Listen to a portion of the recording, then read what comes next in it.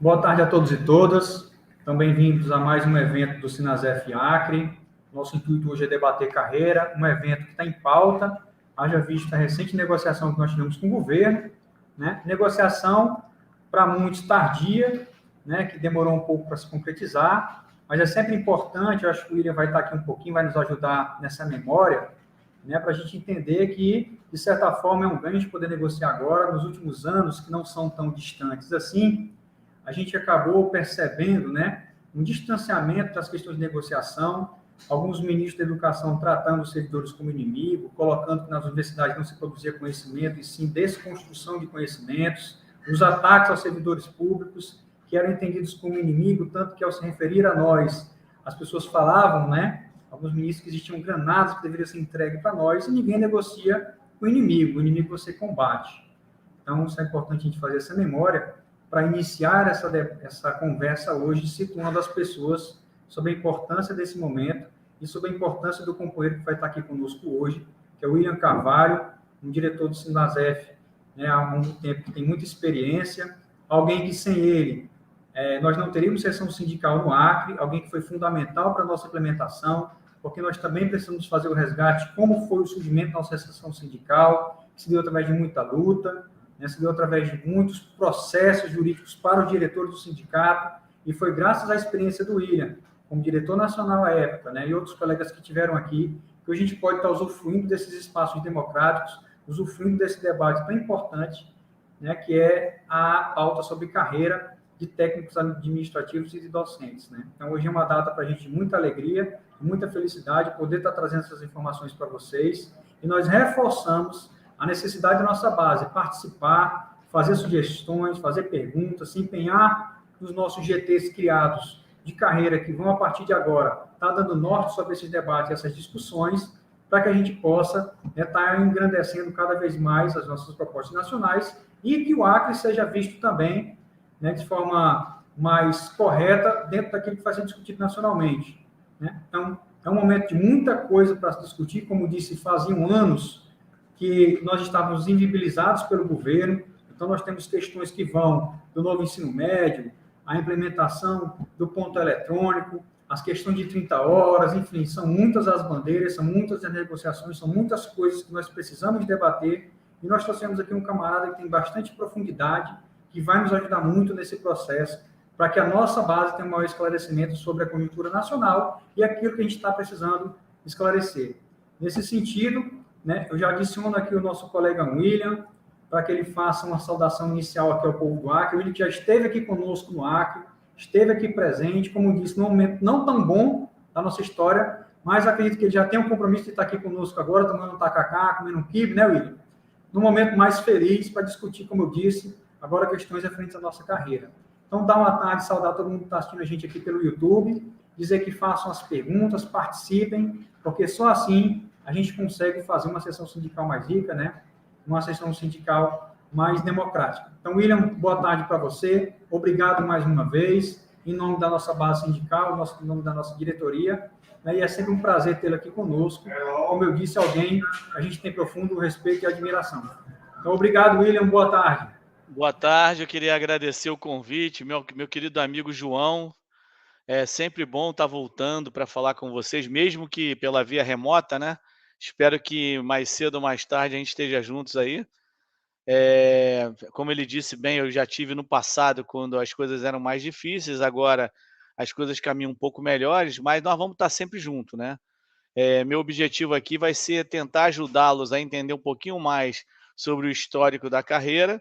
Nós estamos num momento de debate nacional, vamos ter uma plena agora na primeira quinzena de junho, onde, se Deus quiser, a gente vai bater o martelo numa posição para tentar negociar algo com esse governo que já iniciou essa tarefa em relação ao reajuste linear, mas nós precisamos garantir que as negociações para 2024 sejam feitas o quanto antes, porque hoje nós temos 2 segmentos na nossa base, né.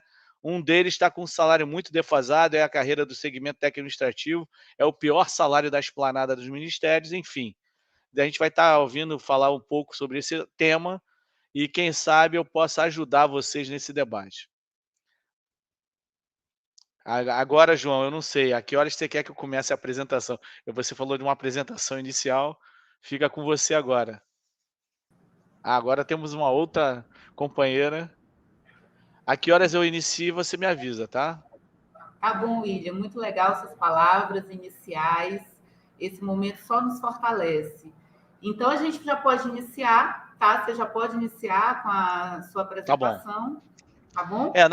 Na verdade, eu vou fazer um preâmbulozinho e depois eu vou pedir para vocês colocarem aquela apresentação, porque pode até colocar ela já na tela, para eu poder falar com ela na tela já, para ver se o pessoal já está vendo, né? Dar uma ajeitadinha para ver se está tudo certo. Coloca a apresentação que eu inicio. Aí eu vou pedindo para você ir passando de tela em tela, tá? Eu falo próximo, aí você passa a tela. Tá ok. Bom, na verdade, o debate sobre carreira ele precisa ser visto.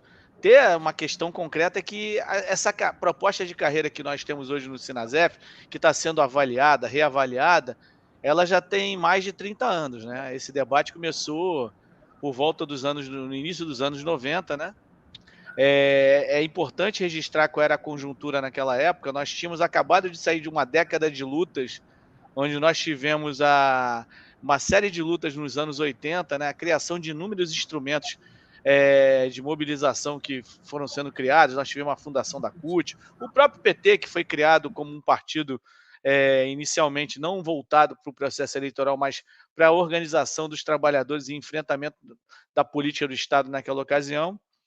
Nós tivemos a Constituinte de 1988, onde permitiu que os servidores públicos pudessem se filiar, se organizar em sindicatos, e tivemos logo a seguir, em 1989, uma eleição para presidente da República depois de mais de 25 anos de governos ditatoriais. Enfim, ganhou o Collor de Mello naquela ocasião. E aí eu começo a fazer um pouco do histórico sobre debate de carreira, sobre questões salariais dos servidores públicos, para ilustrar a vocês o que aconteceu durante todo esse período. Primeiro, é importante registrar que o Collor, quando entrou, nós tínhamos um regime tínhamos um plano de cargos e salários chamado de de PUCRICE, que envolvia tanto a técnicos administrativos quanto a docentes. Era um grande leque de categorias dentro do PUCS, principalmente os técnicos e os docentes, que eu vou me ater a esses 2 grupos. E nesse momento, a gente tinha uma política salarial para os servidores públicos que era de reposicionamento da inflação do período. Então, quando o Collor assume em janeiro de 1990, a gente ia receber logo a seguir um reajuste de 84,86%, o chamado Plano Collor, que era o reajustamento do período anterior, e o Collor suspendeu esse reajuste. Nós já iniciamos aquele mandato do presidente, do então presidente da República, que simplesmente, depois de mandar confiscar poupanças e por aí vai, suspendeu um reajuste de 84,86% dos servidores, o que ocasionou uma perda gigante, né, na nossa remuneração.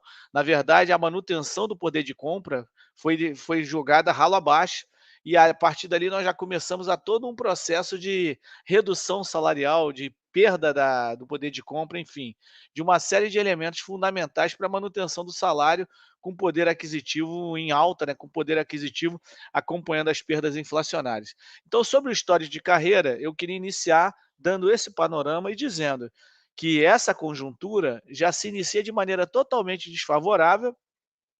Tivemos um governo inicialmente do Collor muito conturbado e que em 1992, que é o período quando a gente começa a debater efetivamente carreira no Sinasef com a Fazubra, você tem o presidente da República, esse Collor, destituído por um impeachment, mobilizações gigantes nas ruas, fez com que uma série de elementos começassem a ser debatidos dentro do movimento sindical, a necessidade do reajustamento, a necessidade do enfrentamento contra aquela política salarial de retirada de direitos, de restrições orçamentárias para fim de reajuste de salários. Pode passar para a próxima tela. Então, enfim, como eu já disse, 90, né? Já foi descrito, 92, nós temos exatamente um processo de mobilização dos servidores para debater a carreira, e aí o governo, na época, ainda o governo Collor, cria uma gratificação percentual sobre os vencimentos básicos dos servidores. É bom que se diga que isso é resposta a toda a mobilização que aconteceu desde o início dos anos 90, quando ele tomou posse, e simplesmente eles criam uma gratificação que era um percentual sobre o salário. Alguns setores eram 160% e outros setores 80%. Os 160% eram pagos só para aquelas carreiras típicas de Estado, né? Aquelas carreiras mais valorizadas no serviço público. Nós, pobres mortais da educação, recebíamos 80% do valor. Foi a primeira vez que surgiu uma gratificação desse nível no setor público, né? Nós já tínhamos tido outras, mas que não tinham essa mesma relação.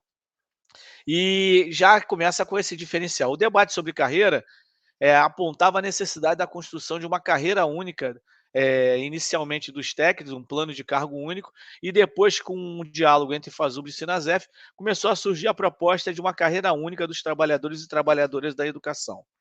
Pode passar mais adiante.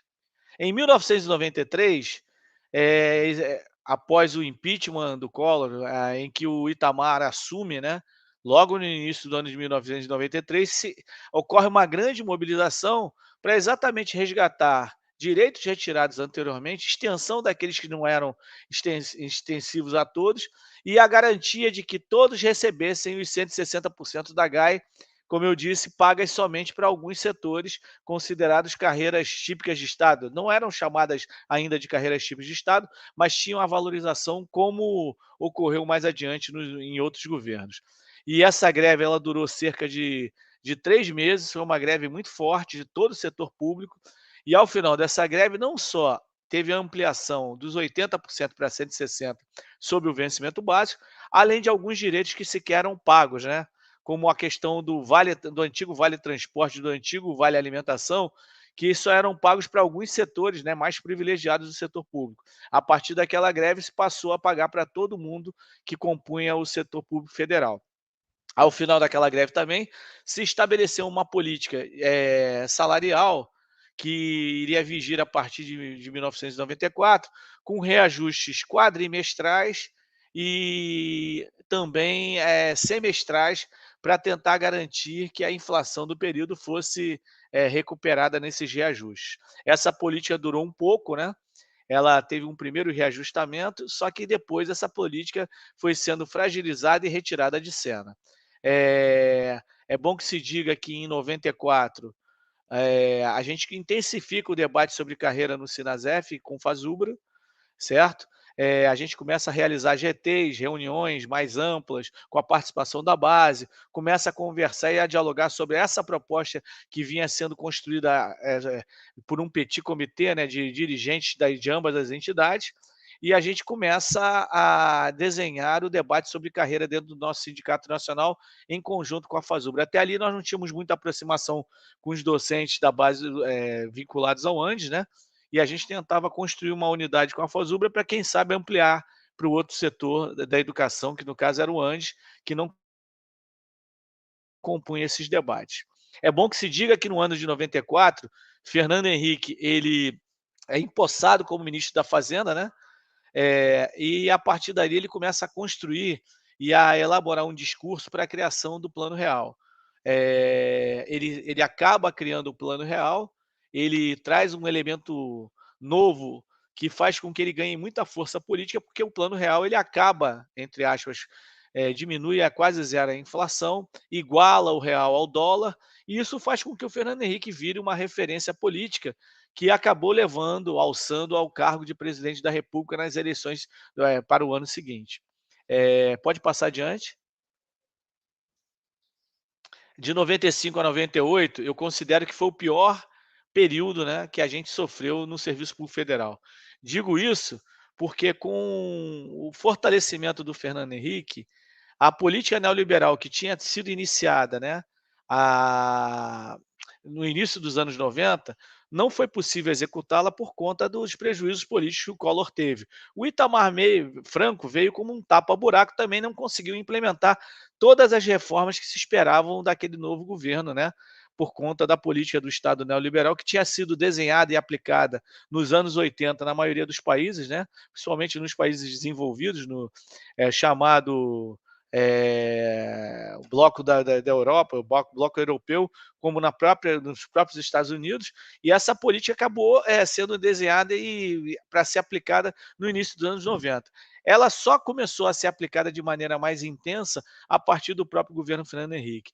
E aí uma das políticas voltadas para o setor público, que era a fragilização do Estado, a redução do Estado ao Estado mínimo, que pudesse não só reduzir, mas estabelecer compromissos da iniciativa privada com financiamento de uma série de serviços dentro do setor público, com privatizações, entre outras coisas, fez com que esse fosse o pior período que a gente já sofreu dentro do setor público. Nós tivemos inúmeras privatizações, não só do setor público, mas das chamadas estatais.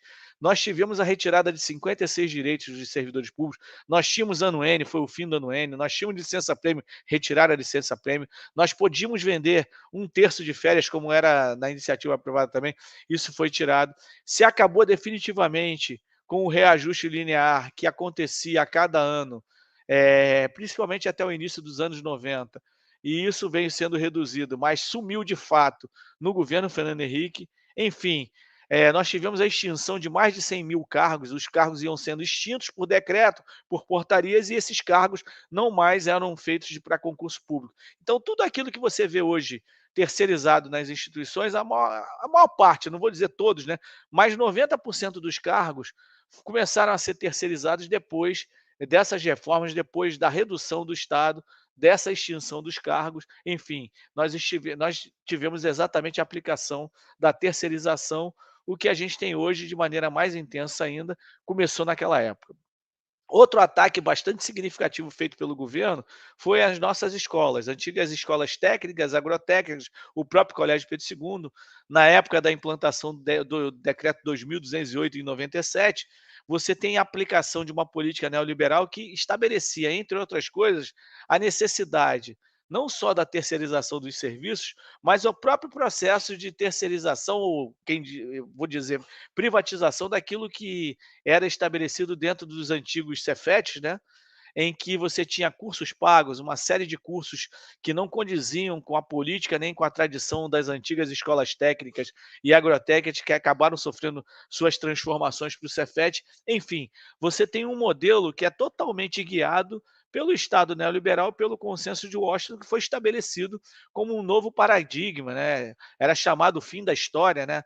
Que a história acabava a partir dali, que era um processo que não tinha volta, ou seja, que era um processo de desenvolvimento de uma nova lógica estatal, de Estado mínimo, em que as parcerias público-privadas, enfim, uma série de ações que privilegiavam a inserção de capital dentro, por exemplo, da rede federal de ensino, a partir das nossas escolas. Tá? O ano de 98, é importante registrar que depois de mais de 6 anos, 7 anos sem reajuste, e isso começa lá atrás, quando eu falei de 94 em diante, você tem 5 anos sem reajuste salarial, o governo Fernando Henrique, como eu disse, acabou com o reajuste linear definitivamente, você tem uma greve dos trabalhadores da educação muito intensa, e questionavam uma série de ações, além do decreto 2208, a contratação temporária de inúmeros docentes, você chegou a ter naquela época lá um percentual de quase 50% da rede, dos professores da rede substitutos ou temporários. Você tinha uma série de implementações que estabeleciam a retirada de direitos, a redução do Estado, o processo de terceirização e privatização, enfim, esses foram os principais motivos daquela greve. E aí, quando a gente faz uma greve intensa, né, você teve um processo de greve de fome na ocasião, os trabalhadores intensamente lutando pelo espaço dentro das instituições, houve um fechamento pleno das escolas, houve um enfrentamento nas ruas com o governo, uma série de mobilizações, passeatas, enfim. O governo consegue, com o seu poderio ainda político, que ainda não tinha, digamos, escoado, deixado de existir por conta das lutas que foram feitas contra aquele governo, eles conseguiram manter a posição anterior e, ao final, negociaram uma gratificação produtivista com aqueles que ganharam a eleição no Andes. Geralmente vocês ouvem falar no tal do Pelegifes, né, que é o Proifes, uma entidade que eu considero pelega, que simplesmente negociou na transição de uma diretoria para outra a criação de uma gratificação produtivista, que no caso das escolas dos Cefetes, escolas técnicas e agrotécnicas que ainda se mantinham, foi criada a GID, que era uma gratificação produtivista, não extensiva aos aposentados, não era paga aos aposentados e que diferenciava ativos e aposentados ativos e ativos no local de trabalho. Você tinha uma pontuação específica em que docentes com o mesmo tempo de serviço, na mesma letra, ou seja, com todas as condições idênticas, acabavam tendo um pagamento diferenciado por conta da pontuação que tinham no desempenho das suas funções. Isso muito por conta do número de turmas que eram pegas, número de atividades que eram efetivadas, enfim, era uma gratificação que trabalhava no campo produtivista a partir do desempenho do docente nas suas funções. E, ao final dessa greve, os docentes acabaram tendo a sua greve desmobilizada e os técnicos, em consequência disso também, tiveram apenas o pagamento de um percentual de 28,86%, reduzido, né, em muitos casos. Era um percentual pago inicialmente lá atrás para os militares, que não foi concedido por servidores civis, e naquela greve, como eles já tinham perdido na justiça, eles resolveram implementar percentuais diferenciados para os técnicos administrativos. Esses percentuais, em média, foram de 13% a 15%, e não de 28,86%. A gente terminou aquela longa greve, passa adiante. Depois de 98, é bom que se diga que o governo Fernando Henrique foi reeleito em primeiro turno em 98, nós ficamos mais 3 anos, né, estagnados, sem uma mobilização mais intensa. Ocorreram várias tentativas de mobilizações, greves pontuais que foram sendo derrotadas uma a uma, até que em 2001 a gente tem uma nova greve, e essa greve foi, para mim, a greve mais forte que a gente produziu dentro da Rede Federal de Ensino. Uma greve que durou 106 dias e ela teve vitórias importantes que eu acho que são fundamentais a gente saber que vitórias são essas, porque são um marco na luta contra a política desenvolvida pelo Estado neoliberal, contra a política de gratificações, a necessidade da manutenção da paridade, entre uma série de aspectos importantes para a nossa carreira. Em 2001, o governo Fernando Henrique, obrigado por uma decisão judicial do STF, que determinava ter algum tipo de reajuste anual para os servidores, depois de mais de 8 anos sem nenhum reajuste, vai e faz eu chamo de brincadeira, né? Vai em cadeia nacional e anuncia 3,5% de reajuste para os servidores. Isso gerou uma mobilização gigantesca. Essa mobilização ela ocorreu por mais de 106 dias, como eu falei, uma greve muito intensa, com uma série de ações políticas de rua, embates duros contra o governo Fernando Henrique. Acredito eu que tenha sido um dos movimentos responsáveis pela queda de popularidade daquele governo, ainda mais do que já sofria.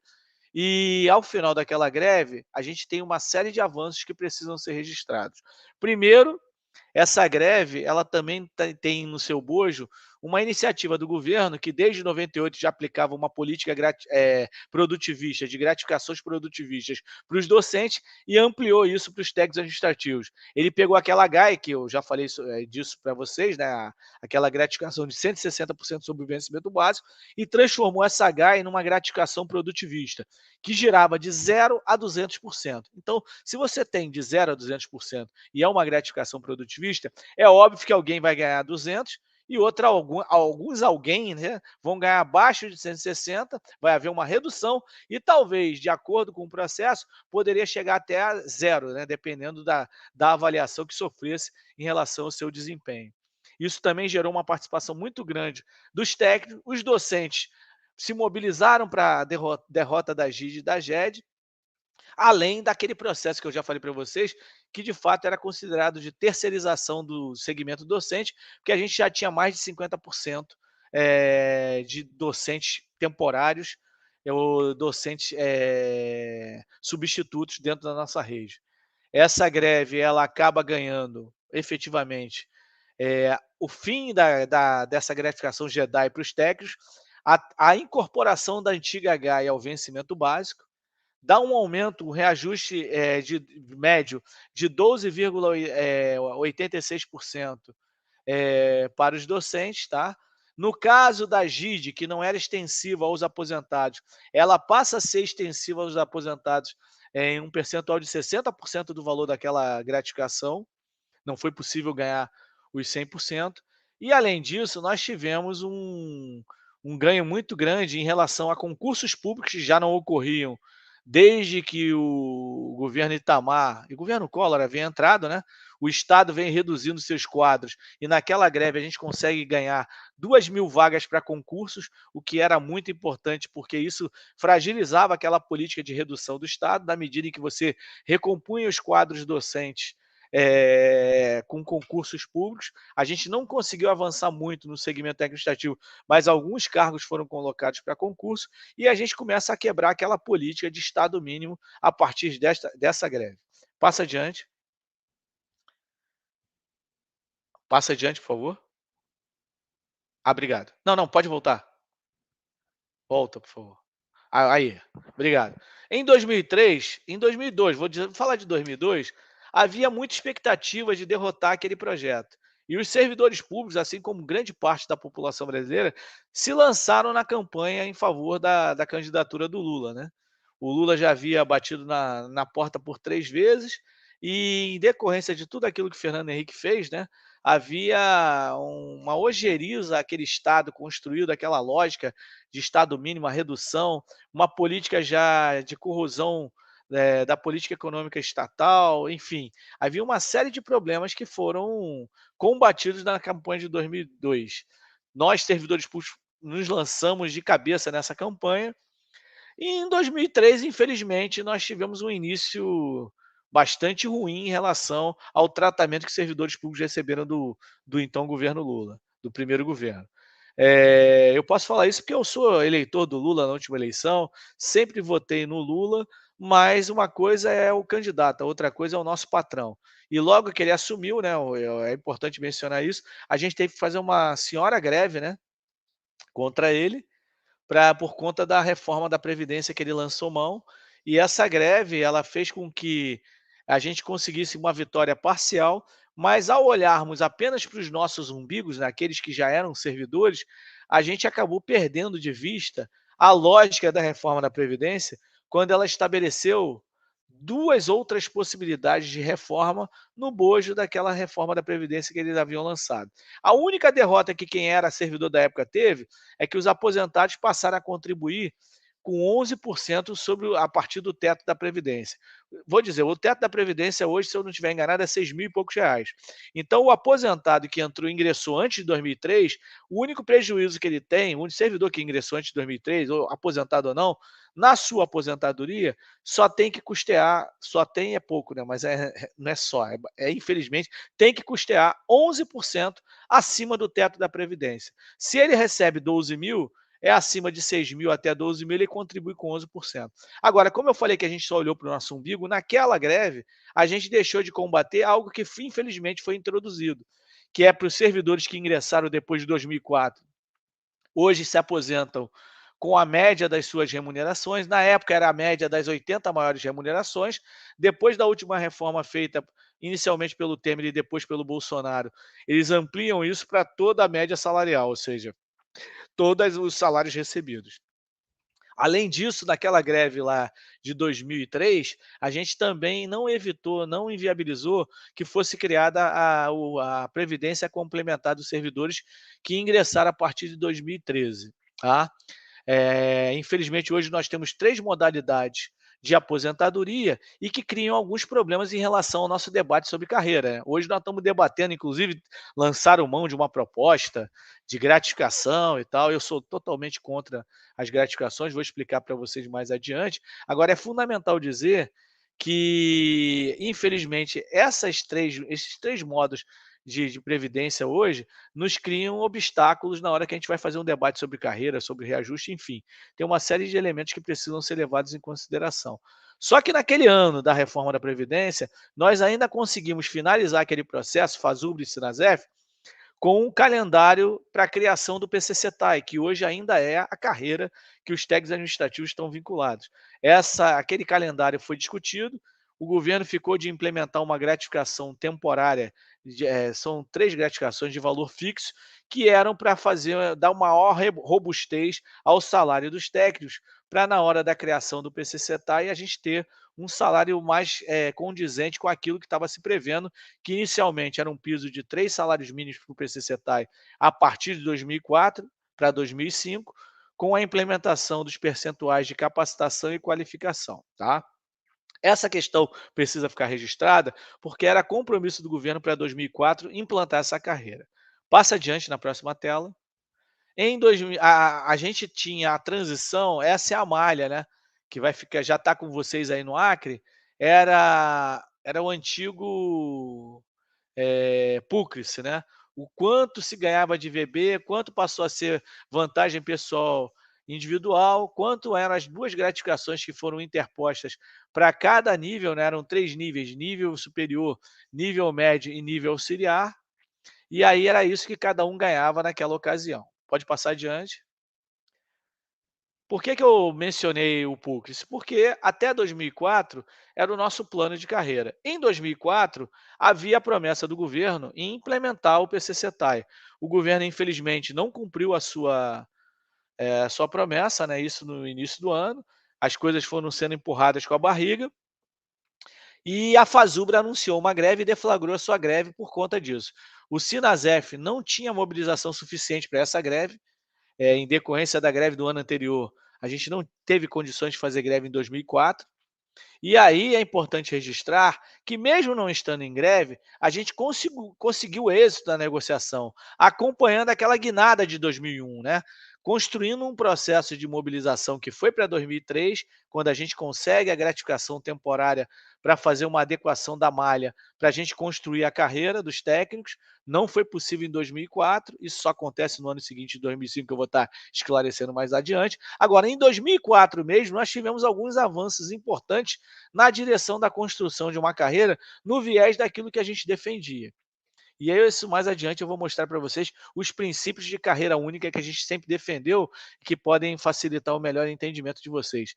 A gente teve naquele ano, por exemplo, uma negociação que, primeiro, garantiu aos docentes o fim da GID. Como é que se dá o fim da GID? Aquela gratificação produtivista que surgiu em 98.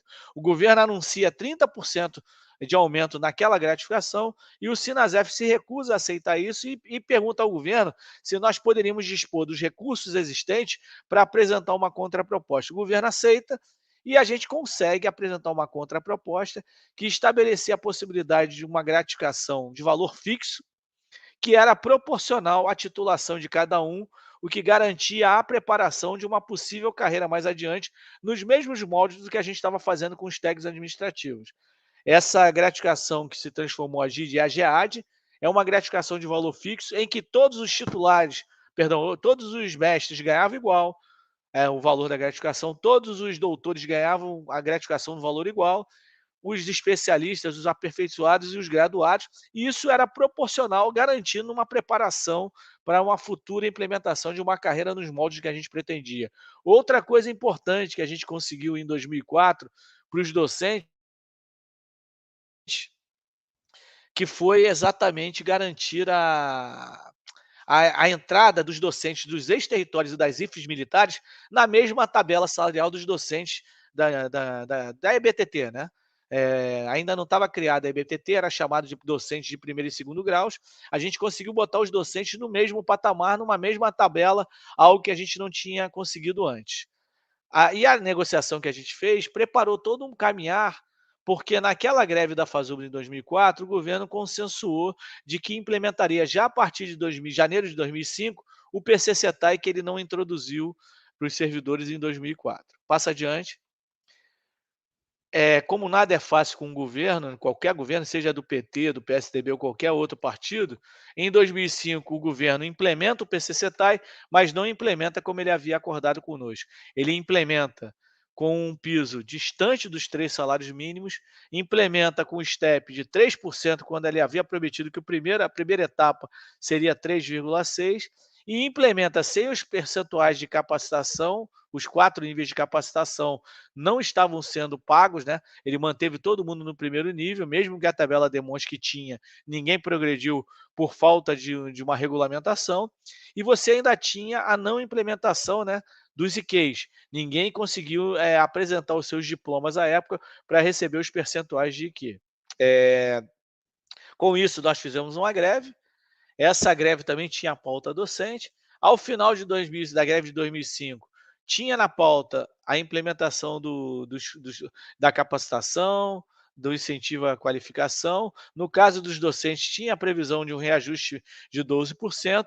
Além disso, a implementação da antiga classe especial, que era no momento da aposentadoria, no último nível da carreira docente, que era o E4, o docente passava a classe especial e tinha um aumento de 18% na sua remuneração. Os governos anteriores haviam suspenso e o governo do PT ainda não havia retomado essa implementação. Essa greve traz as garantias. Ao final também nós tivemos um debate intenso sobre a necessidade de novos concursos, se abrindo mais vagas, mas não no volume de 2.000. Eu não me lembro bem se eram 500 ou 600, realmente me fugiu aqui agora o dado. E a gente tem também um debate sobre a carreira, em que a gente entende que os trabalhadores tinham que ter piso do DIEESE para implementar na sua proposta de carreira. Isso mais adiante eu vou tratar na hora que eu apresentar a proposta de carreira. Passa adiante. Essas eram as 2 malhas implementadas, né? Uma em 2005, a outra em 2006. Quem for olhar a lei na época vai saber que eram 2 etapas dessa implementação, e foi por conta disso que a gente entrou também na greve, para garantir que os técnicos recebessem os seus percentuais de qualificação e capacitação. Passa adiante. Bom, 2008 a 2010 a gente muda, infelizmente, de figura. A gente passa a retomar a lógica anterior de fragmentação relacionada da carreira, e cria uma série de problemas, tanto para a carreira docente como para a carreira dos técnicos administrativos. E, lamentavelmente, foi um processo negociado, né? No caso da carreira docente, por exemplo, em nome de se reajustar o salário com um maior volume, o governo cria uma gratificação, valor fixo. Além disso, transforma o que era um percentual sobre o vencimento básico de titulação em valor nominal, fixo. Ou seja, se você ganhava um doutorado e recebia em torno de R$ 2.000, eles passaram a ganhar R$ 2.000 fixos, sem nenhuma relação percentual com o vencimento básico, que era o que estava dado antes. Em relação aos técnicos administrativos, havia um bochicho muito grande, dizendo que a carreira não valorizava o perfil do segmento técnico administrativo de nível superior, quando não valorizava de ninguém, né? Não era só do nível superior. E aí se construiu uma tabela que fragmentou aquela tabela inicial do PCCETAI e acabou levando que o PCCETAI tivesse essa fragmentação exposta, afastando o nível superior dos demais níveis, o que ocasionou uma série de prejuízos futuros. Essa implementação se deu nos anos de 2008, 2009 e 2010. Em 2010, termina a implantação desse acordo, os reajustes em média do nível superior ultrapassam os 100%, e dos outros segmentos ficam em 14%, 15%, 20%, o que gerou um distanciamento e uma fragmentação que a gente tinha antes na tabela do PCCETAI, que mantinha uma linearidade, e a relação era de 5 ou 6 o valor do piso para o teto. Quando você implementa essa fragmentação, a gente acaba afastando muito o teto do piso. Pode passar adiante. De 2012 a 2015, A gente manteve, no caso do segmento técnico-administrativo, a mesma tabela fragmentada e deu um reajuste médio de 5% durante os anos de 2013, 2014, 2015. Foi um acordo de período, né? E a gente conseguiu aumentar de 3,6 para 3,9 o STEP nesses 3 anos. E é o que a gente tem até hoje, o STEP de 3,9. Nesse ano também a gente conseguiu estender todos os IQs para todos os níveis de classificação. Por exemplo, a letra D não conseguia chegar ao doutorado. E aí, depois do acordo que nós fizemos, a gente conseguiu fazer com que todos os técnicos, independente do seu nível de classificação, A, B, C, D e E, pudessem atingir o doutoramento. Outra questão também que não era permitida é que os técnicos pudessem ocupar o cargo de pró-reitor e, no caso, isso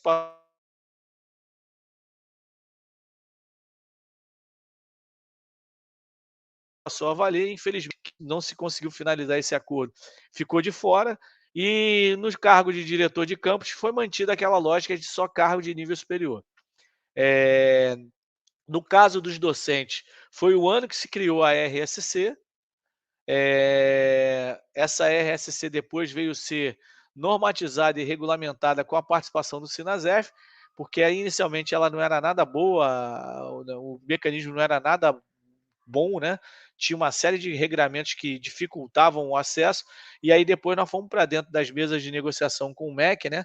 Durante esses 3 anos, principalmente em 2013, para garantir que o RSC fosse extensivo a todos os docentes, permitindo que retroagisse a 2013, mesmo para aqueles e aquelas que se aposentaram, que garantisse a implementação e reconhecimento da titulação acima daquela que eles teriam. No caso, vocês sabem que RSC, para quem não sabe, é bom dizer, o docente que é mestre ganha a titulação de doutor a partir do regramento do RSC. Quem é especialista ganha de mestre, quem é aperfeiçoado ou graduado recebe o de especialista, enfim.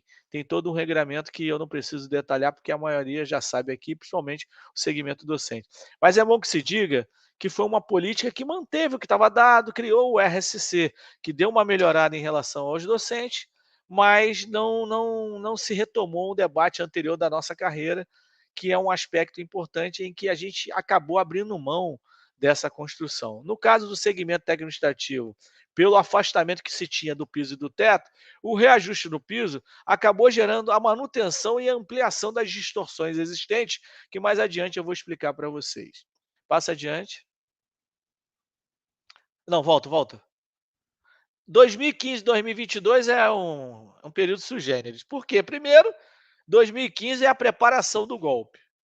Você tem todo um debate, aí é bom, né, a gente lembrar que o governo Dilma estava sendo pressionado pelo Supremo para que garantisse a eles e ao judiciário como enfrentamentos que começaram a gerar. Não estou dizendo que o governo Dilma não tivesse responsabilidade, mas se gerou um enfrentamento bastante distinto em relação àquele governo. Os servidores públicos, na minha opinião, acabaram se equivocando com aquela greve, e aquela greve acabou nos levando a prejuízos, enormes prejuízos, principalmente ao segmento técnico-administrativo. Por que eu digo enormes prejuízos? Porque a Dilma ofereceu 21% para dividir em 4 parcelas. E aí disseram que isso não era bom e tal. Aí o que aconteceu? Naquele processo, a Dilma começou a sofrer uma série de ataques, o impeachment estava próximo, e aí a negociação não foi nada boa para o técnico administrativo. A gente entrou com 21% e saiu com 10%, né, daquela greve. Aí eu nunca vi a gente fazer greve para sair com menos. E aí, ao invés de serem 4 parcelas de 5 alguma coisa, foram 2 de 5 alguma coisa. No segmento docente, o Proifes negociou, conseguiu uma negociação melhor, por incrível que pareça, e conseguiu garantir que os docentes tivessem 5 parcelas de reajuste. E esse processo é muito claro. Quem acompanhou de perto sabe que, inclusive, o governo dizia: nós estamos caindo. Eu quero fazer um reajuste para vocês que possa contemplar vocês da melhor forma possível, porque nós estamos saindo e o que vem por aí é muito ruim. No caso dos técnicos, a Fazubra não aceitou fazer um parcelamento em 4 vezes, foi muito ruim essa política, e no caso dos docentes, você conseguiu ter essa política estabelecida, garantindo que as perdas salariais desse segmento não fossem tão grandes como a dos técnicos administrativos. Nós já tínhamos uma fragmentação salarial, nós já tínhamos um monte de problemas, mas quando surge a oportunidade de ter um reajustamento para diminuir as perdas inflacionárias, infelizmente o Sinasef acabou não participando de nenhuma das mesas, porque radicalizou tanto, né, naquele período, a greve cometeu tantos equívocos, aí eu estou falando da direção, né, que a gente não conseguiu avançar naquela negociação. Quando a gente entra numa greve, a gente entra para negociar, a gente não entra para ser mais rebelde do que o outro. Uma negociação tem que dar consequência, né? Você tem que arrancar resultados. Fazer greve é o ofício do movimento sindical. Agora, fazer greve para não negociar ou reduzir aquilo que já tinha, eu posso afirmar que é imbecilidade. E isso, infelizmente, aconteceu naquele período. Depois entra o Bolsonaro em 2008 e a gente já sabe o que deu, né? Preciso falar para vocês que é tão próximo, né? Que a gente só conseguiu evitar a reforma da administrativa no último período, que agora já está sendo anunciada pelo Lira, que está pronta de novo para retornar. Mas a gente não teve aumento salarial, não teve nada, e aí a gente está na situação que a gente se encontra hoje. Só que alguns tiveram reajuste até 2019 e os técnicos administrativos, como é o meu caso, só tiveram reajuste até 2017. E isso faz com que a gente já esteja há 5 anos sem reajuste e sofremos agora o reajuste que veio emergencial de 9%, que foi para todos. Agora, esse reajuste emergencial, ele só mantém as distorções anteriores. Porque se todo mundo ganha 9% e havia distorções anteriores, não houve nenhuma modificação disso. A gente continua sendo ainda o pior salário da esplanada dos ministérios. Pode passar adiante. Eu encerro aqui a apresentação do histórico, que eu tive que fazer muito rápido.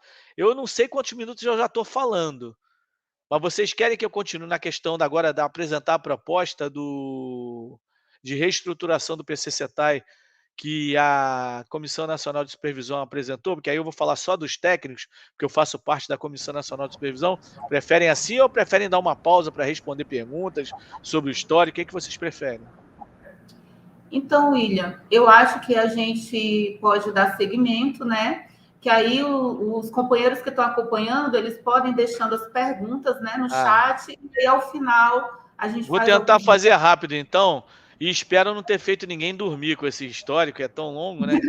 Tá ótimo, tá ótimo. Tá Pode bom. continuar no seu ritmo, tá Então ótimo. tá. Então vou falar agora, pessoal, da proposta que a gente apresentou na plenária, falar muito rapidamente, e agora nós já estamos, em consequência disso, com um monte de debates a serem feitos. Pode passar adiante. Da onde vem o nosso debate? É desses princípios que estão na tela agora. A gente sempre defendeu uma carreira única dos trabalhadores em educação. E a gente quem? Quem sempre militou nessa área, que sempre acompanhou a construção dessas propostas. O Sinasef tem proposta de carreira única dos trabalhadores em educação. Negociou as carreiras em separado, porque as outras entidades não são unificadas. E a gente não teve como evitar que isso ocorresse anteriormente, mas acredito que foi um erro nosso abrir mão da nossa concepção para tentar negociar junto com o Fazubra e antes. Porque se a gente mantivesse a nossa posição, talvez a gente tivesse avançado numa outra direção. Os trabalhadores e trabalhadoras em educação podem vivenciar uma carreira única, não há problema algum. Podem fazer parte, inclusive, de uma malha salarial conjunta, também não há problema nenhum. Existem especificidades do segmento docente que são mantidas na proposta de carreira única e as outras especificidades do segmento técnico-administrativo. Em relação à malha, a unidade do docente com o técnico-administrativo se dá através do graduado de 40 horas com o técnico de nível superior, que precisam ambos apenas de graduação para ingresso no setor público. Cada um com a sua forma de ingresso, de concurso e tal, mas só precisam disso para ingressar. As outras questões, elas servem como desempate, né, titulação, enfim, e uma série de outros elementos que estão previstos tanto para técnicos como para docentes. E aí eu estou me referindo técnicos da letra E, do nível superior. A partir do momento que a gente tem essa proposta, a gente trabalha com uma carreira que desenvolve como elementos concretos e elementos importantes o processo de reconhecimento e desenvolvimento na carreira a partir dos anos de trabalho, ou seja, há uma valorização, no início eram 2 anos e agora já são 18 meses, a valorização através do STEP, né, constante e linear, que eu vou me referir logo abaixo, a cada 18 meses de existência, de vínculo, de desempenho das funções na carreira. Você tem a outro reconhecimento também, que é o processo de capacitação profissional, em que há necessidade de um acúmulo profissional a partir das novas técnicas, das novas experiências. É fundamental que o servidor possa se capacitar de maneira rápida para aprender, inclusive, essas novas técnicas, se adequar à nova realidade das instituições, enfim. Não há nenhum demérito a essa qualificação, que, digamos, não seria a educação formal, seria apenas a capacitação profissional de acordo com cada cargo que exerce, enfim. E tem, por último, a qualificação acadêmica, né, que é fundamental. A gente está numa escola, não ter qualificação na nossa carreira seria uma estupidez, né? Se a gente está exatamente numa instituição que promove esse processo hoje, da educação infantil da nossa rede até o doutoramento, não tem o porquê da gente não reconhecer isso como um elemento de diferenciação entre cada companheiro e companheira. Então, esses 3 elementos funcionam como a valorização da manutenção no setor, do serviço, na função, por tempo, a valorização do reconhecimento profissional, que é adquirido não só no desempenho da função, mas através dos cursos de capacitação, e também a valorização da busca daqueles que acumulam formalmente, academicamente, né, o conhecimento. Você tem que reconhecer que alguém que fez doutoramento é diferente de alguém que não fez.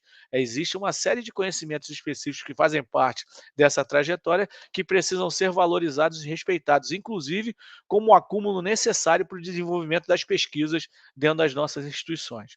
Você tem os padrões de vencimento, que são aqueles padrões que você vai progredindo por tempo de serviço, são 16 padrões desde o início. Existem propostas hoje de reduzir para 13 por conta da própria reforma da Previdência. Eu pontuo aqui que essa reforma da Previdência tem a ver com quem entrou depois de 2004, principalmente porque ganha a média das remunerações. Então, quanto mais tempo o cidadão ou a cidadã passam no último nível da carreira, maior será a sua média pelo valor do último nível.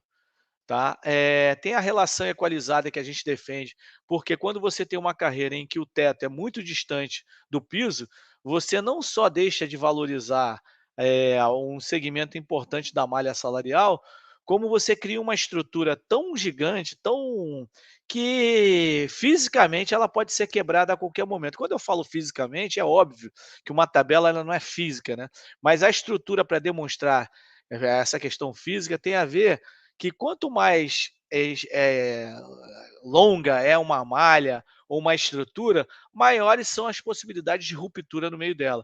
E é isso que tem acontecido. Hoje o técnico administrativo não consegue ter um reajuste muito alto no seu piso, porque como a malha é muito longa, quando chega lá em cima nos pisos maiores, nos vencimentos básicos, acima do nível, no cargo de nível superior, ele fica tão alto que o governo dá a justificativa para não dar um aumento maior, para que os salários lá em cima não ultrapassem, inclusive, a lógica do teto da remuneração do setor público. Ou seja, aquilo que o governo apresentou como uma solução dos problemas para o segmento técnico-administrativo de nível superior é o que nos impede hoje de ter um reajuste maior no piso da tabela, desvalorizando todos os níveis atrás da letra E. E mesmo o piso da letra E e mesmo os padrões de vencimento da letra E, hoje tem um salário defasado exatamente porque eles dependem do reajuste do piso maior para que a sua remuneração seja mais valorizada. Então é aquilo, né? Foi um golpe dado que a gente infelizmente aceitou em 2008 e que nos traz consequências até o dia de hoje. O step linear, que é a diferença entre um padrão e outro, é exatamente o reconhecimento que você tem quando se progride por tempo de serviço a cada 1 ano e 6 meses, 18 meses no total, ou quando você progride do 1 para o 2, do 2 para o 3 ou do 3 para o 4 no nível de capacitação. É fundamental porque é isso que mantém essa diferença constante e faz com que, quando reajusta o piso numa malha mais equalizada, que é o que a gente quer construir, a gente consegue efetivamente manter o padrão o padrão de remuneratório, o padrão de compra permanente, garantindo a possibilidade que os reajustes sejam permanentes, possam ser lineares e que a gente consiga, com isso, manter o poder aquisitivo, o poder de compra dos trabalhadores e trabalhadoras. A ascensão funcional é um mecanismo que ainda está em debate, mas eu entendo que deveria haver ascensão funcional, não deixando de fazer o concurso público, mas é preciso que a gente valorize, por exemplo, os trabalhadores e trabalhadoras da rede na hora que eles vão fazer um concurso para um cargo acima daqueles que ele ocupa. Por exemplo, eu sou técnico de nível médio, eu posso fazer um concurso para nível superior e ter reconhecido como um elemento, inclusive, que me diferencia de quem está fora da rede, o meu conhecimento estrutural da instituição. Eu estou há 30 anos, eu não conheço a instituição, eu serei talvez um técnico de nível superior melhor do que aquele que entra, isso no campo da tese, né? Não vou dizer que seja sempre assim, mas eu poderia ser um técnico melhor do que aquele que está entrando cru, que não conhece a instituição. A valorização disso é fundamental e isso é aquilo que a gente defende como ascensão funcional. E não a perda do concurso, que eu não pretendo voltar àquilo que era antes, né? Em que os cargos eram doados para as famílias de quem eram os políticos da época. Não é isso que a gente defende, só para deixar isso bem claro. Passa adiante. A partir desses princípios, a gente construiu uma lógica de valorização do piso salarial como elemento concreto da proposta da CNS, a valorização do vencimento básico, porque é isso que está hoje na estrutura do segmento técnico-administrativo, é uma linha no contra-cheque apenas, a outra linha que, digamos, tem a ver com a remuneração, é diretamente ligada ao IQ, que é um percentual sobre esse vencimento básico, e o que a gente ganha como outras linhas no contra-cheque, são aquelas demandas que já atingem a todo o servidor público, que é o auxílio saúde, o auxílio transporte e o auxílio alimentação. São aquelas políticas de auxílio que somente os ativos ganham, e é por isso que a gente não é favorável digamos, a aumentar o auxílio e não aumentar o vencimento. A política de auxílio tem que ser tratada em separado da política remuneratória, porque a gente tem que garantir exatamente a necessidade da paridade, porque todos nós que nos aposentaremos poderemos sofrer consequências. Aí vão dizer, mas eu me aposento só com um teto da Previdência. Realmente nós temos que mudar isso. Nós temos que lutar para essa mudança. Mas a maior parte do setor público ainda tem aposentadoria, mesmo que 80% da sua remuneração hoje, que é o pessoal que entrou depois de 2004, mas isso concretamente traz prejuízos se a gente não mantiver a política de reajustamento salarial. A gente entende que valorizar hoje o piso do PCCETAI, principalmente, tem a ver com a equiparação com outras categorias que prestam o mesmo serviço e que acabam não tendo uma valorização maior, porque o governo utilizou a política de gratificações para reajustá-las, e aí fica fazendo esse jogo de que a gente tem que implementar gratificações, e isso leva àquele famoso bombom envenenado. Você aceita a gratificação, porém, mais adiante, quando você se aposenta, você ganha 30%, 40%, 50% a menos do que quem estava no quadro ativo. Então, para que a gente não caia nessa esparrela de que a gente precisa aumentar já agora, porque na aposentadoria pouco me importa, é exatamente o momento que a gente precisa de maior proteção, que é quando a gente tem que buscar mais plano de saúde, o plano de saúde está mais caro, remédios, a idade, a necessidade da manutenção daquilo que teve ao longo da sua vida funcional. É por isso que a gente é contra a política de gratificações, entre outras questões, principalmente porque eu nunca vi uma gratificação surgir para beneficiar ninguém. Geralmente ela surge para diferenciar ativos de ativos através do produtivismo e ativos de aposentados, quando no caso ela é de valor fixo ou percentual sobre o vencimento base. Isso tem sido a trajetória. A única gratificação que eu vi o ativo ganhar igual ao aposentado foi a GAI, que foi paga lá atrás, que era uma política remuneratória, nenhuma outra preservou isso. Geralmente se criam problemas. No caso dos docentes, como é que eles criaram a instabilidade? Eles vão criando 3 níveis acima dos anteriores, o aposentado que já está aposentado não pode progredir, aí ele para na metade da tabela e a tabela vai sendo reajustada e aquele aposentado acaba ficando pelo meio do caminho. E no caso dos técnicos, a política da paridade ainda está mantida, mas eles querem exatamente acabar com a introdução das gratificações, tanto para um como para outro.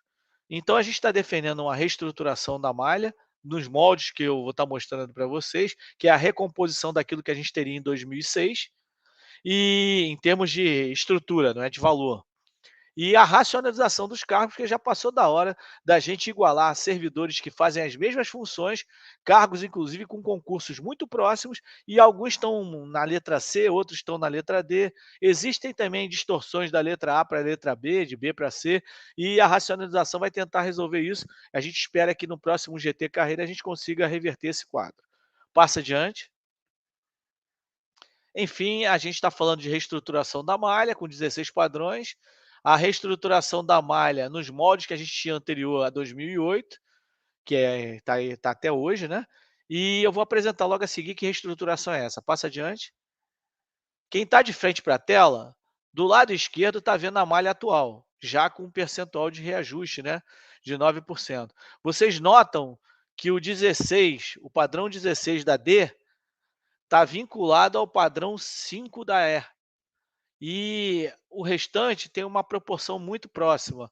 O caso da D tem uma distorção de um nível, que está em amarelo, essa parte em amarelo que vocês estão vendo aí, e aí todos os outros são iguais. Há necessidade da equalização. Quando você equaliza, um reajuste no piso, ele tende a fazer o mesmo crescimento em todos os segmentos da tabela. Ah, mas eu vou reajustar menos a letra E do que os outros níveis, a letra E é nível superior. Não, o salário da letra E já é maior. Quando você dá 5% para quem ganha 1.000 e 5% para quem ganha 2.000, o aumento de quem ganha 2.000 é maior. O percentual é o mesmo, mas o valor nominal que ele vai receber no final, que é o que interessa, é maior porque o salário dele já é maior. E a estrutura da tabela que a gente defende no PCCETAI garante que a cada padrão se tenha um acréscimo de 5%, um sobre o anterior. Isso gera, em consequência, um efeito cascata que todo mundo passa a se preocupar com o aumento do piso e não com o seu próprio aumento. Porque ao reajustar o piso, esse aumento ele acaba sendo automático para todos e para todas. E a malha que a gente está defendendo, e colocou aqui um piso de 2.426, que é a tabela da direita, com step de 5%, é bastante viável. Essa proposta faz com que o salário lá no alto seja de 15.000. E o salário no piso, que é o A1, que não tem mais ninguém, porque não teve mais concurso para a letra A e B, só temos aqueles que já se aposentaram e aqueles que ainda estão na ativa nos últimos níveis, faz com que a gente pense num reajuste minimamente de cerca de, eu não sei quanto é que dá, de 1.400 para 2.400, mas dá mais de 60%. E aí o reajuste médio acaba sendo o mesmo. Ah, mas tem segmento que ganha mais? Tem, que é a letra D e C, porque lá atrás, em 2008, quando houve aquela desestruturação da tabela, o vencimento deles caiu mais do que os demais. Então agora, como a gente está recuperando a mesma malha, o aumento deles, o percentual deles é maior em decorrência disso. Agora, não é porque um vai ter um percentual maior agora que a gente não possa pensar nessa unidade. Quando a gente deixa de ter solidariedade entre nós para ficar um preocupando com o que o outro vai ter, a gente acaba perdendo de vista que a partir de então que ocorra essa reestruturação, a gente vai poder lutar por um piso em que a gente não precisa de mais nada, a não ser um reajuste linear a cada ano. Hoje, quando a gente recebe o reajuste linear, é uma pantomima, uma brincadeira. Vou pegar um pequeno exemplo. O titular da classe docente tem um salário hoje em média de 21 mil. Ele ganha 9%, ele ganha R$ 2.100 de reajuste.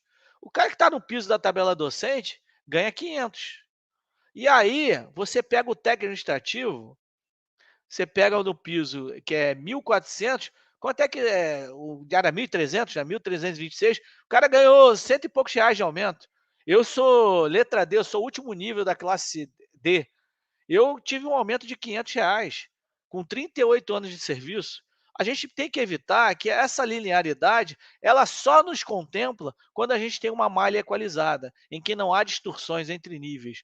E a gente acaba convencido de que esse processo faz um melhoramento enorme no salário da categoria. Se a gente conseguir enfrentar o governo agora e conseguir isso, que vai ser muito difícil, a gente reconstrói toda a nossa trajetória que foi iniciada lá em 2001 e que se rompeu em 2008, como anunciei para vocês. Passa adiante.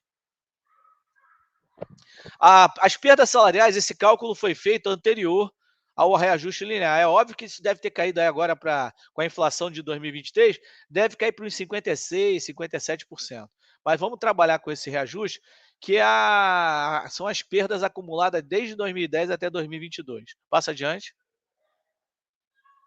Bom, a gente apresentou aquela proposta de piso de 2.426, baseado na média dessas categorias que estão aí elencadas. PCCETAI, Ciência e Tecnologia, o PCC não é aquele grupo de bandidos, tá? O PCC é um plano de carreira, INEP e o Plano Geral PGPE. Esses segmentos aí dessas carreiras, têm muitos cargos iguais aos nossos e as funções estão muito próximas daquelas executadas dentro do PCCETAI. Então a gente resolveu pegar o salário médio deles e fazer uma proposta de piso. Não quer dizer que tem que ser essa, pode ser 3 salários mínimos, aí depende muito daquilo que a categoria tiver vontade agora de se empenhar para defender. Agora, se vocês pegarem a tabela do ativo, vocês vão ver que o único que paga, e o valor ainda está no anterior, né, antes do reajuste, o único que paga igual ao aposentado é o PCCETAI. Mesmo que seja menor, paga igual ao PCCETAI. Agora veja a outra coluna com as outras categorias. Um é 2.354, o ativo 1.909, o aposentado. O outro é 2.534, o ativo 2.071, o aposentado. Um é 2.947, o ativo, o outro é 2.147. Quanto maior é o ativo, você vê que proporcionalmente é menor o aposentado. A diferença vai se ampliando na maior parte delas. Passa adiante.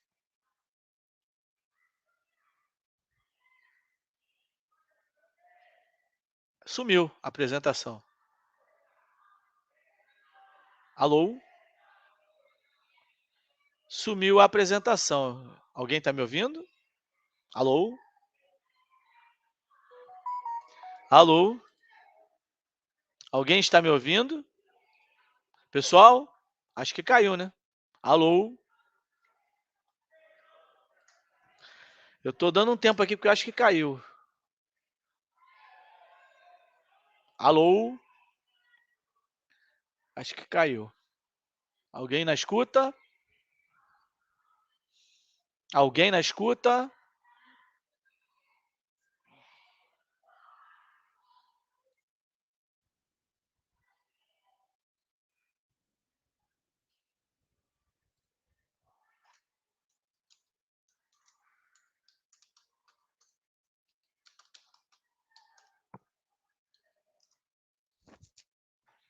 Alguém na escuta, por favor?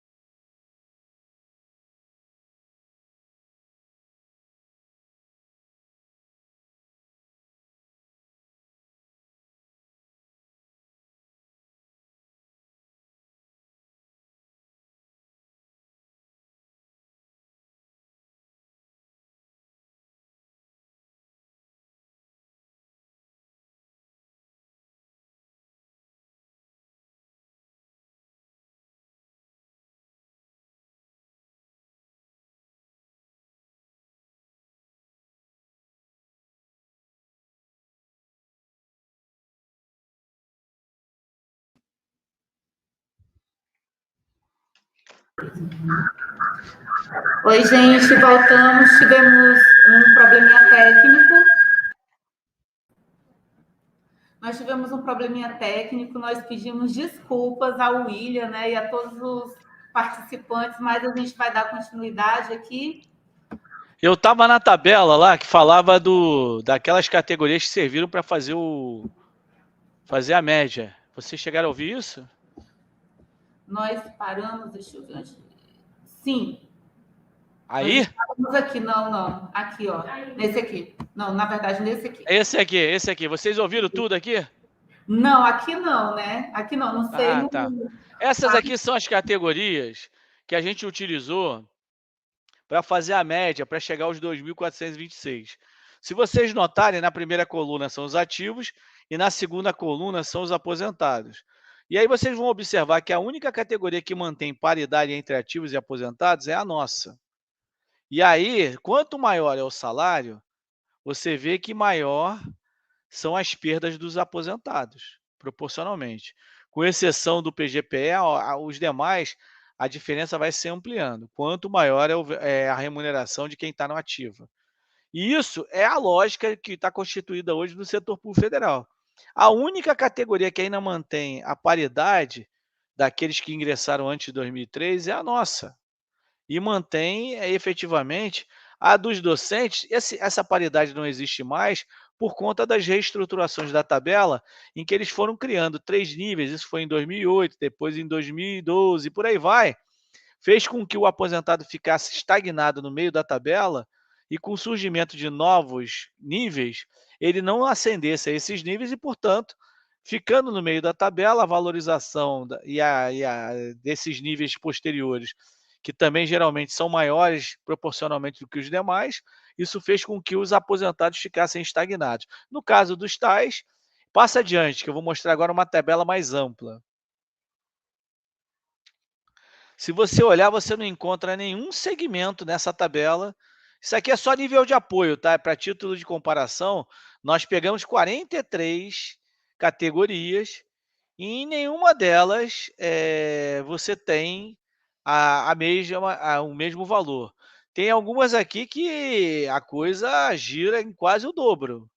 Perdão, tem uma aqui, que é quadro de pessoal da imprensa nacional, que o ativo ganha igual ao aposentado. Tem a outra que é de endemias. Eu não vejo mais nenhuma categoria, pelo que eu vi aqui, que ganha igual o ativo de aposentado. O que significa que geralmente não, é um prejuízo que o segmento aposentado tem por conta da política salarial desenvolvida na última década, né? Nas últimas 2 décadas, que foi exatamente começar a remunerar o ativo com gratificação e o aposentado. As pessoas entram nessa, aí depois vão se aposentando, a gente vai vendo que há um afastamento brutal do ativo do aposentado.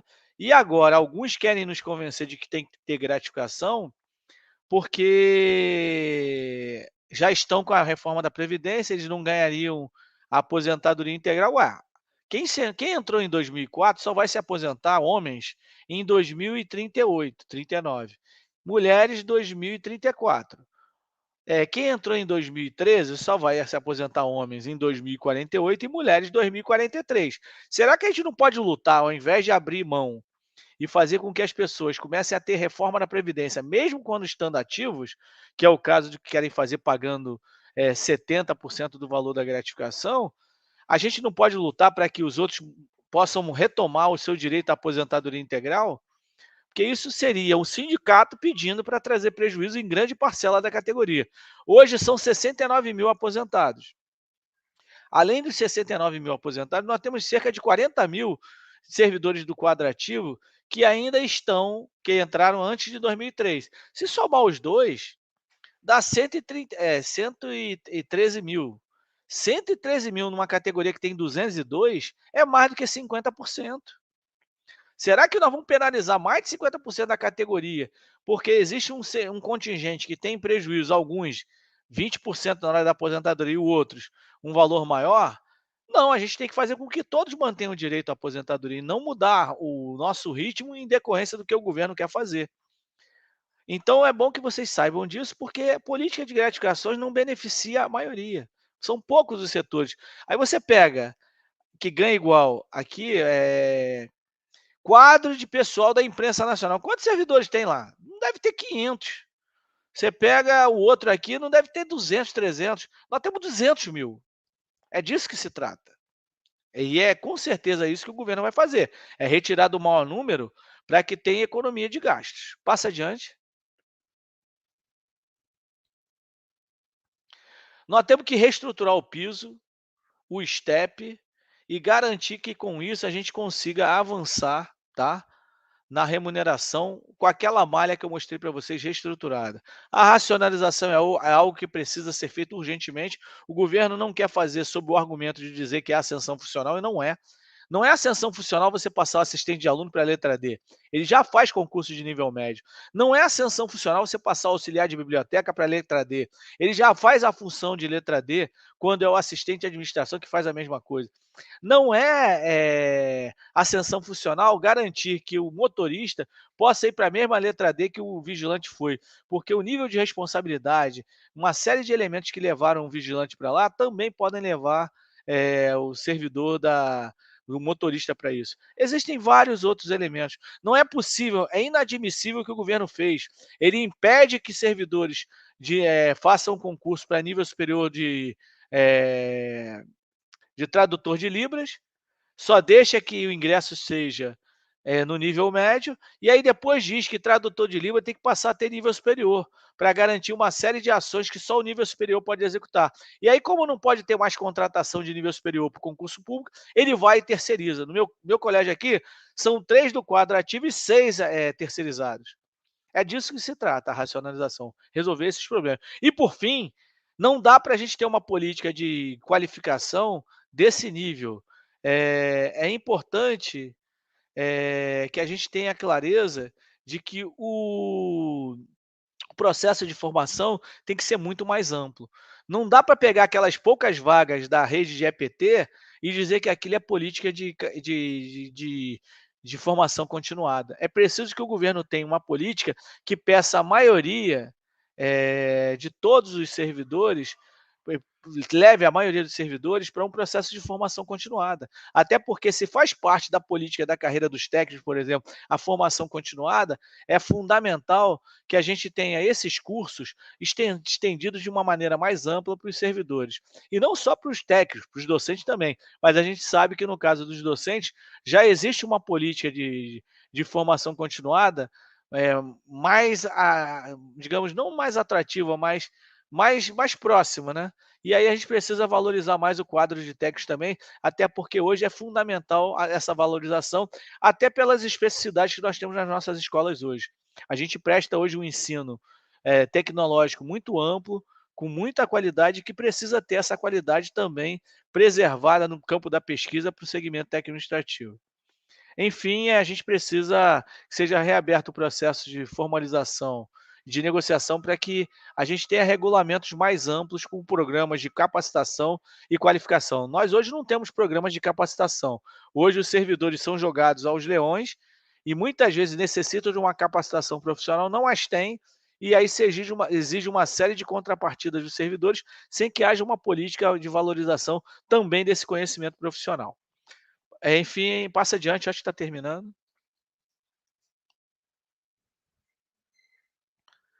Eu acho que é a última, não? Acho que é a última, né? William, é a última. Bom, enfim, queria agradecer a oportunidade. Estou aberto aí às perguntas, tá?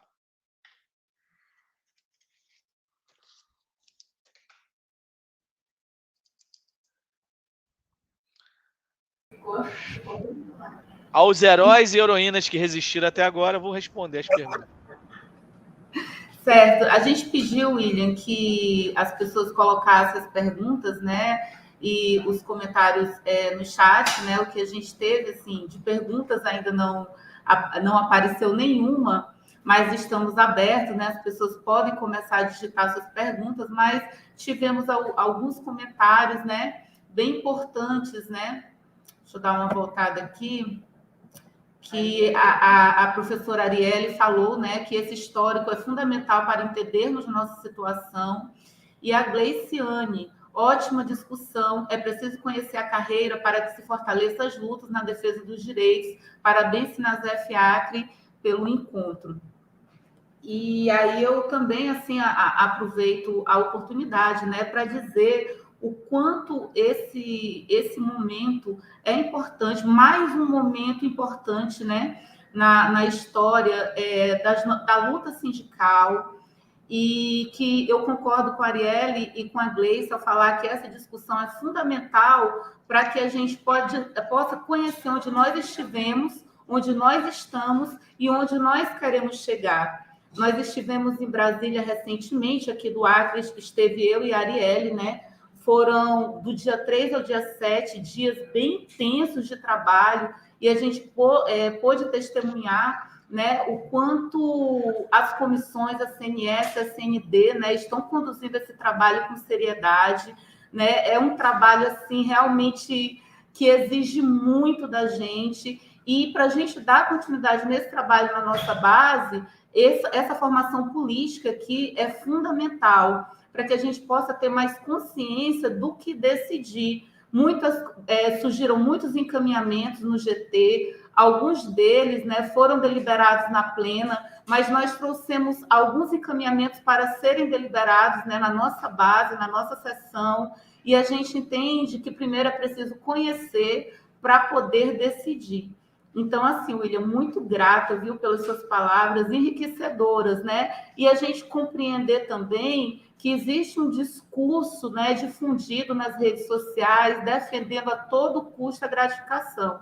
Mas a gente compreende que o GT Carreira está defendendo algo muito mais sólido, que é a reestruturação do PCCETAI, né? Algo que a gente conseguindo negociar com o governo, né, a gente conseguindo essa reestruturação, não vai ser outro governo que vai entrar e vai mudar isso, né? Ao contrário de uma gratificação que a qualquer mudança de governo nós podemos perder. Então, deixa eu ver se alguém... Posso responder essas três? Pode responder. Primeiro, é importante registrar que quem não conhece a sua história não vai saber nem o que vai modificar, né? Ou seja, conhecer a história significa ter possibilidade de modificar a sua própria realidade. A gente já viu exemplos aí ao longo de toda a história recente, e um pouco mais para trás, que quando as pessoas ignoravam a história anterior, elas cometiam erros de avaliações concretos e muitas vezes não conseguiam avançar para além do que já estava dado para elas. Então, conhecer o histórico de carreira não significa concordar com tudo que foi feito, significa, inclusive, tentar modificar o que foi feito de errado. Eu dei vários exemplos aqui do que foi feito de errado. E todas as vezes que a gente olhou para o nosso umbigo, momentaneamente só para o nosso umbigo e não pensou mais adiante e nem na trajetória anterior, a gente se deu mal. Primeira questão que eu queria falar. Segunda questão, conhecer o histórico nos permite pensar em mudanças que possam ser favoráveis à categoria. Esse projeto não é estático. É isso aqui, eu defendo até... Não, vamos ouvir, vamos pensar, vamos ver o que mudou de lá para cá e vamos fazer as melhorias. Agora, quando a gente debate carreira, aquilo que a gente tem que colocar como questão central são os princípios. Eu não posso construir uma carreira em que tem aposentados, ativos, docentes e técnicos pensando só numa parte, pensando só no que eu quero. Eu cheguei agora, estou com um salário ruim, eu vou aumentar o meu salário e o resto que se dane. Sim, todo mundo que ajudou a construir a rede, faz o que com eles? Ignora a trajetória de todo mundo? Não. Então é isso que a gente está fazendo. A nossa proposta de carreira valoriza o tempo que você está aqui. Até porque essa história de... E falando muito sério, o salário de todo mundo tem que ser bom. O piso tem que ser bom. Agora, o seu salário só vai ficar melhor quando você passar mais tempo dentro da rede, contribuindo para o próprio crescimento dela. Não dá para quem chega agora querer ter o mesmo salário de quem está há 30 anos, porque a valorização do tempo é fundamental. Porque senão, o que adianta você ficar 30 anos construindo uma coisa se você não tem valorização para isso? Você valoriza os primeiros pisos e o resto que se dane. Você valoriza o que está chegando agora que é novo, mas quem está lá para se aposentar não é valorizado. Ou, no caso, quem já se aposentou é descartado. Por isso que aumentar, por exemplo, eu ouço muita gente, vamos aumentar o vale alimentação. Sim, e aí? E o aposentado que não ganha o vale alimentação, faz o que com ele? É isso. Quantos aposentados sustentam esse sindicato também? Aí nós não vamos fazer a luta com ele, até porque eu tô doido para me aposentar daqui a uns. Doido que eu não tô, né? Mas certamente eu vou me aposentar daqui a uns 10 anos. Quando eu já tiver bom para ir para as praias. Aí não vai ter salário, porque alguém resolveu abrir mão do direito, porque estava precisando muito mais do que o aposentado. As pessoas não precisam mais umas das que as outras. Todo mundo precisa igual. Outra questão, quando a gente fala do histórico, é isso. E aí a gente precisa entender que a gente precisa se afinar com a proposta de carreira, porque todo mundo sabe um pouco de carreira. As pessoas acham que não sabe. Eu, particularmente, prefiro perder digamos assim, a minha função enquanto debatedor, a partir do momento que muito mais gente sabe sobre o debate, sobre a estrutura, sobre a proposta. Porque o que a gente precisa ter são 1.000, 2.000 militantes que saibam disso para poder falar sobre isso nas assembleias, no local de trabalho. Esse é o objetivo da minha vinda aqui, não é para ficar dando palestra, porque eu sou igual a vocês. A única coisa é que eu milito mais tempo e tenho mais tempo de carreira, apenas isso. Os que vieram antes de mim também sabiam de carreira, me ensinaram muito, então cada um ensinando o outro faz com que a gente reproduza um processo, porque mais cedo ou mais tarde nós vamos ter que fazer uma greve em favor dela. E não adianta, patrão é patrão. Eu votei no Lula, mas ele é meu patrão agora. E a gente tem que pressionar o Lula a abrir negociação. A outra questão, qual a expectativa de abrir mesa de negociação? Eu sempre parto que não tem expectativa. O governo só vai abrir negociação se a categoria for para cima dele. Agora, para a gente ir para cima dele com uma proposta, ela no mínimo tem que estar acabada, né? Não dá para a gente ficar com. Tem que acabar com isso. Junho é o prazo limite. É fechar essa proposta, aí começar a fazer evento público, passeata, ir para a porta do ministério, para a Praça dos Três Poderes, falar: eu quero negociar. 2024 está aí, tem que ter a equiparação das categorias, tem que ter o reajuste diferenciado, até porque alguns tiveram mais reajuste que outros. E aí eu estou falando em termos de percentuais. É preciso recuperar a categoria do segmento administrativo, e aí eu falo assim para os docentes: vocês têm que ter reajuste? Tem. Mas o segmento administrativo tem que ter primeiro. A tal da solidariedade. Nós temos que vencer essa etapa. Porque enquanto a gente não recuperar as perdas que são muito maiores no segmento administrativo, nós vamos manter exatamente as distorções com esses reajustes lineares. O reajuste linear tem que vir depois. A gente tem que reajustar a tabela dos técnicos, obviamente tem que buscar reajustar dos docentes naquilo que for possível, mas nós temos que registrar que agora é a hora da unidade de todo mundo frente a esse estado de coisas que nós vivenciamos nos últimos 4 anos de governo Bolsonaro.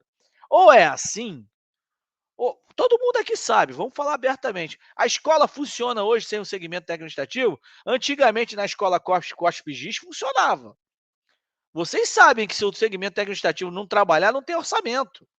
Não tem dinheiro para gastar, não tem saída pedagógica com ônibus, não tem compra de equipamento. É um segmento que precisa ser valorizado até para a manutenção do que a gente tem hoje na rede. O segmento docente é fundamental. Sem o segmento docente não tem aula, não tem sentido uma instituição de ensino. Agora, se não tiver um segmento qualificado e valorizado técnico-administrativo, nós temos o quê em contrapartida? Nós temos uma escola fragilizada. Ela pode até funcionar, mas vocês sabem qual é o grau de funcionamento que você vai ter delas. Enfim, a gente tem uma opção: ou a gente melhora essa relação, melhora o salário de todo mundo, ou nós vamos ficar batendo cabeça uns contra os outros dentro de uma escola que abriga todos nós. O nosso sindicato abriga todo mundo. Então está na hora da gente entender, inclusive, qual a metodologia, qual o formato, quais são as buscas que o nosso sindicato já faz desde a sua fundação, quando ele filia uns e aos outros. Pensa na faculdade, eles estão bem lá? Com aquela desunião, com aquela fragilidade de Fazul-Briandes? Não estão.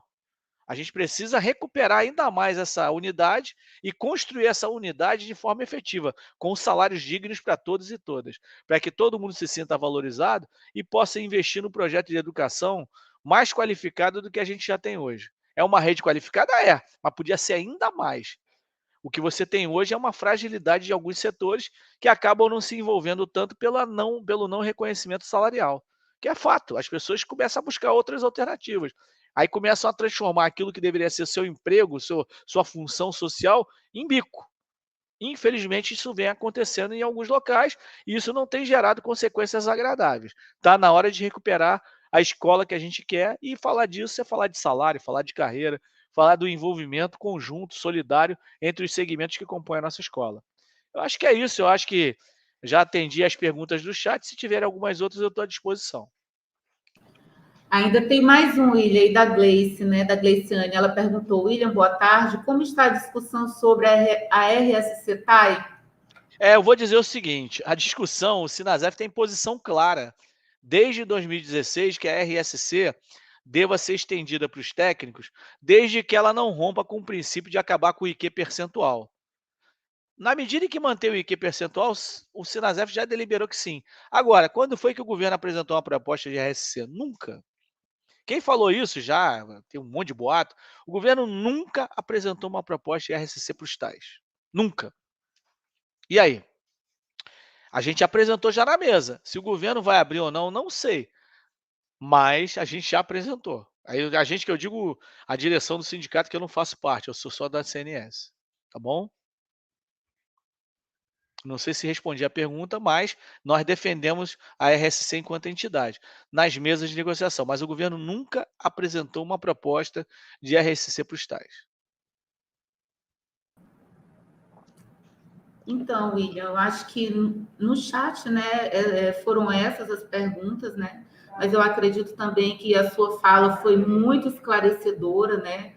Até para a gente, então, muitas dúvidas foram tiradas, tanto no histórico como nas outras informações que você trouxe, né, da malha e tudo mais, da reestruturação como um todo. E é isso. Então, a gente quer te agradecer. Eu queria ponderar uma questão que é fundamental. Vai estar saindo um relatório essa semana das pendências que vieram da plena para vocês discutirem. É fundamental que vocês debatam cada um daqueles itens, porque isso vai voltar para o GT Carreira e para a próxima plena. Então, tem algumas questões importantes. Se a gente constrói uma carreira única ou se constrói em separado PCCETA e carreira docente, se a gente dialoga sobre a redução dos números de padrões de vencimento de 16 para 13 ou para 12, de acordo com as propostas que foram apresentadas, se a gente reduz os níveis de classificação de 5 para 3 ou para 2, como foi apresentado lá, ou mantém os 5.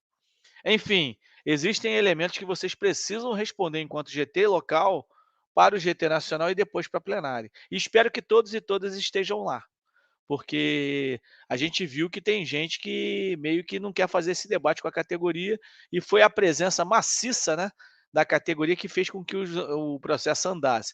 Nós tivemos o maior GT Carreira da história do Sinasef, 180 pessoas. E uma plena bem lotada também, que significa que centralizou todo mundo que queria fazer conversa fiada. Aí eu estou falando, vocês sabem bem, quem foi lá sabe o que eu estou falando. A gente evitou que eles empurrassem com a barriga e agora nós temos uma proposta para construir até junho e chamar de nossa para começar a cobrar nas mesas de negociação. É isso.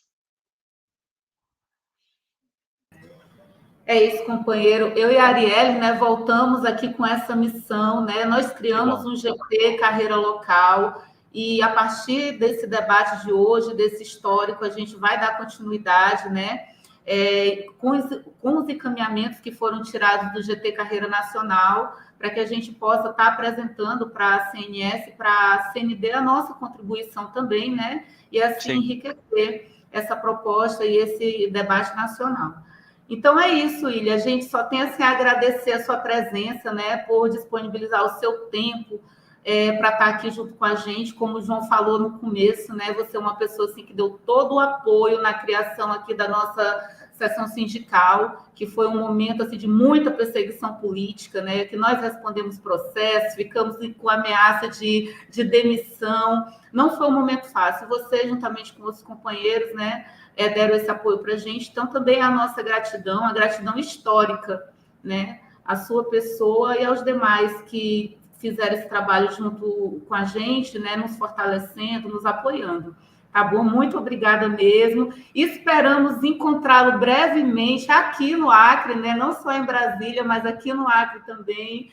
Tá bom? Como o João disse, tomar um tacacá, comer um quibe.